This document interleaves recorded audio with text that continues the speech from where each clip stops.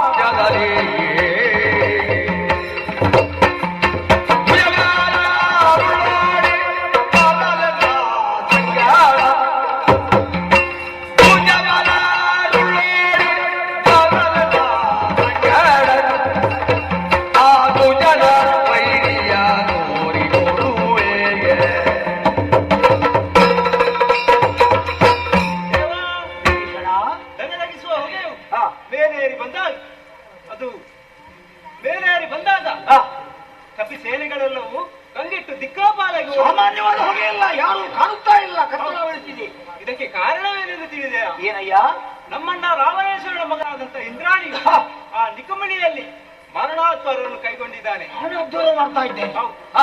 ಈ ಯಾದವ್ ಕೊನೆ ತಂದರೆ ಈತನನ್ನು ಗೆಲ್ಲುವುದಕ್ಕೆ ಯಾರಿಂದಲೂ ಸಾಧ್ಯವಾಗುವುದಿಲ್ಲ. ಹೌದೇ? ಹಾಗಾಗಿ ಇದಕ್ಕೆ ನಿಯಮ ಉಂಟಾ? 3 ವ್ರತಗಳು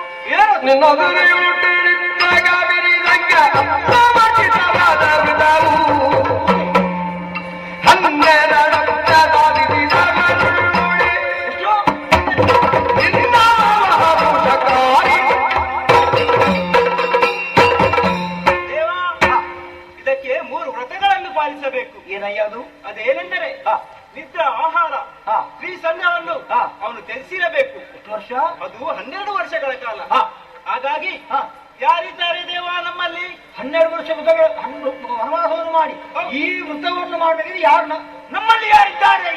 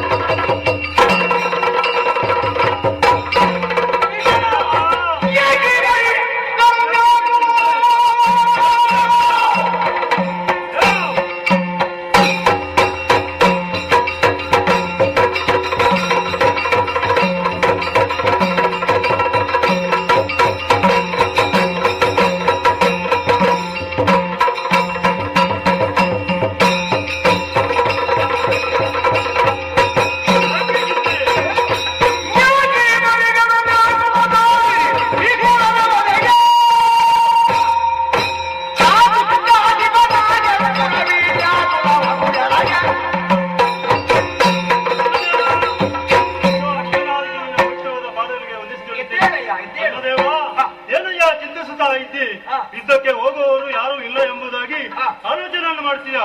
ಇದೋ ನಿನ್ನ ತಮ್ಮನಾದಂತ ಈ ಲಕ್ಷ್ಮಣನಿರುವಾಗ ನಿನಗೆ ಚಿಂತೆ ಏಕೆ? ಬಂದಿರುವಂತ ನೋಡಲು ಎಷ್ಟೇ ಸರಿ.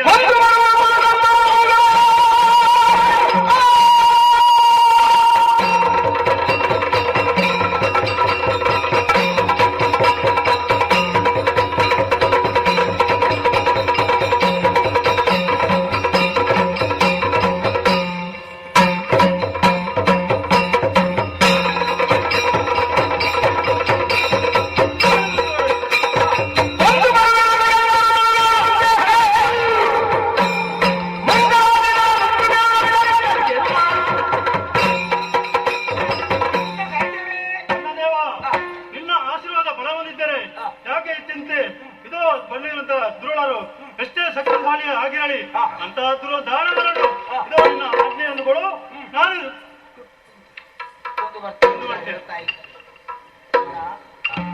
ಸಂತೋಷವಾಯಿತು, ಹ. ನಿನ್ನ ವೀರವಾಣಿಯನ್ನು ಕೇಳಿ ಸಂತೋಷವಾಯಿತು. ಹ. ಆದ್ರೆ ಏನು ಎಂತ ಎಂಬುದಾಗಿ ಕೇಳುವುದಕ್ಕೆ ಸಮಯ ಇಲ್ಲ.